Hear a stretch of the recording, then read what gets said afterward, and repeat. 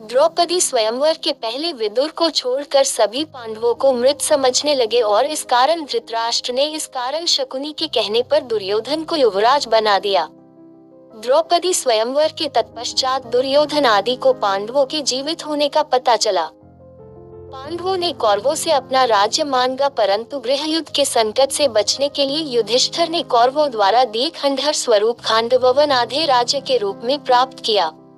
पांडवों की पांचाल राजा द्रुपद की पुत्री द्रौपदी से विवाह उपरांत मित्रता के बाद वे काफी शक्तिशाली हो गए थे।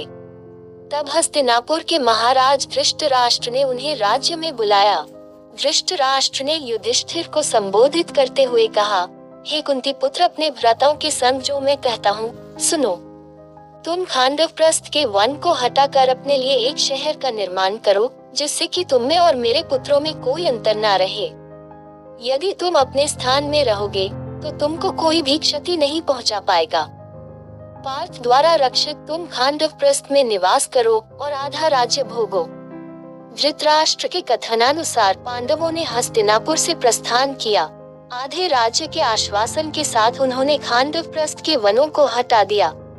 उसके उपरांत पांडवों ने श्री कृष्ण के साथ मय दानव की सहायता से उस शहर का सौंदर्यीकरण किया।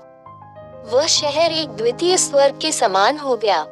उसके बाद सभी महारथियों व राज्यों के प्रतिनिधियों की उपस्थिति में वहां श्री कृष्ण द्वैपायन व्यास के सानिध्य में एक महान यज्ञ और गृह प्रवेश अनुष्ठान का आयोजन हुआ। उसके बाद सागर जैसी चौड़ी खाई से घिरा, स्वर्ग गगन चुंबी चार दीवारी से घिरा व चंद्रमा या सूखे मेघों जैसा श्वेत वह नगर नागों की राजधानी भोगवती नगर जैसा लगने लगा।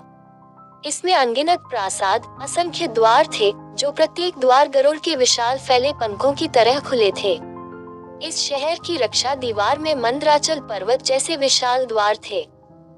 इस शस्त्रों से सुसज्जित सुरक्षित नगरी को दुश्मनों का एक बाण भी खरौंच तक नहीं सकता था। उसकी दीवारों पर तोपें और शताग्नियां रखी थी, जैसे दुमुनी सांप होते हैं। बुर्जियों पर सशस्त्र सेना के सैनिक लगे थे।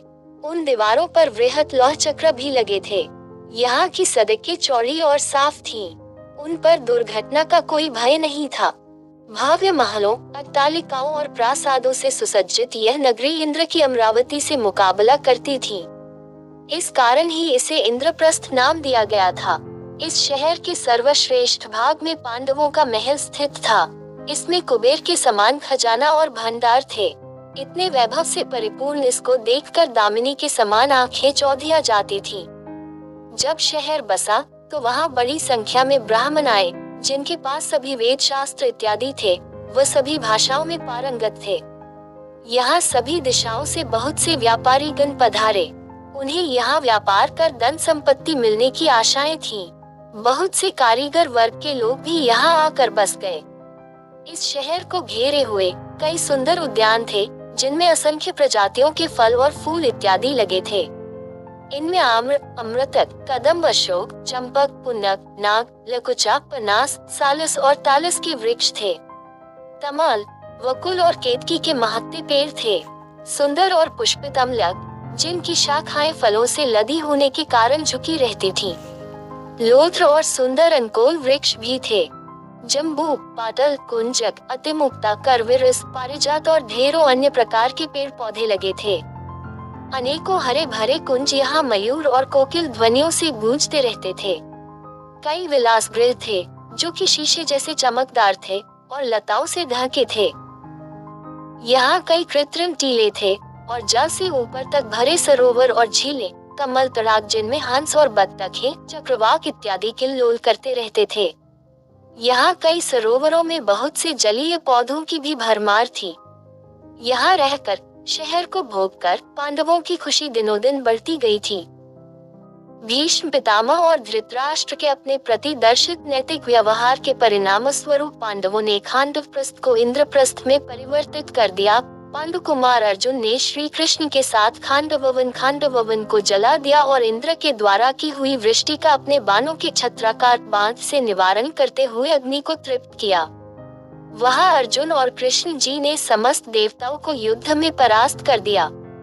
इसके फलस्वरूप अर्जुन ने अग्निदेव से दिव्य गांडीव धनुष और उत्तम रथ प्राप्त किया और कृष्ण जी ने सुदर्शन चक्र प्राप्त किया था।